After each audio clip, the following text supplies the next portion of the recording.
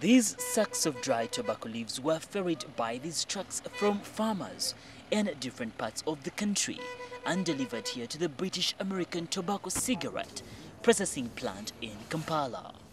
The leaves that first have to be thoroughly dried are arranged based on the leaf types, which vary depending on the breed. Different breeds produce varied brands of cigarettes. Thereafter, the leaves are sorted to remove the damaged ones and the production process begins. The leaves are then laid out on a conveyor belt and the damaged ones trashed. Thereafter, the leaves are sent to a machine that separates the lamina from the stem. Whereby lamina is the rest of the leaf and the stem is the midrib in the leaf. So we aim at separating the two and pack them differently. That is the process. During that process, we do not add anything. We do not burn the tobacco. It is just a mechanical process. On the conveyor belt, the leaves move to a boiler where they are softened. They come in with different moisture contents below standard for cigarette production. We do not add anything like any other chemical or any other wash or any other thing. We use steam generated by a boiler.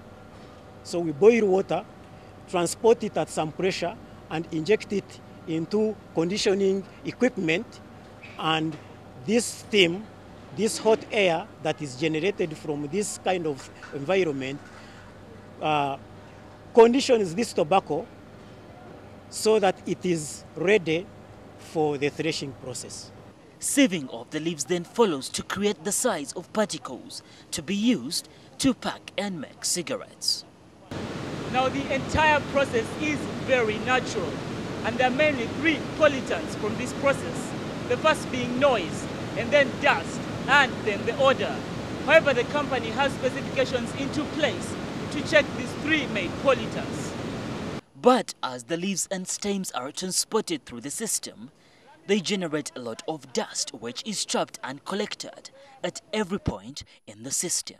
We have managed to install dust filters on our premises in our factory, which are the best we have in the industry. And with those, we can filter the dust that we generate during the tobacco processing and take back clean air into the environment.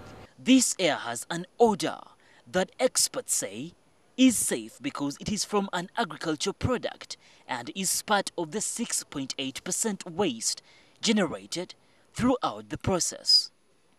But the odor remains the biggest environment challenge to the plant. We have no technology yet to confine this odor into our factory.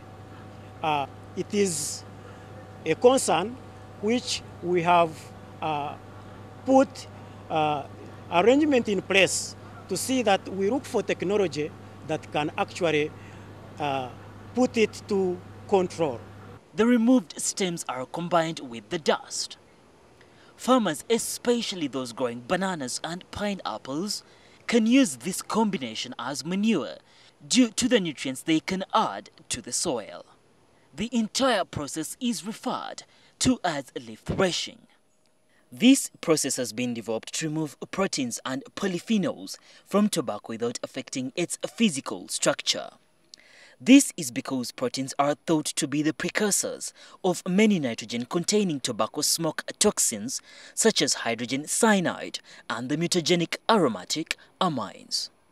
This plant does not manufacture cigarettes, which is the final product, but only processes the leaves.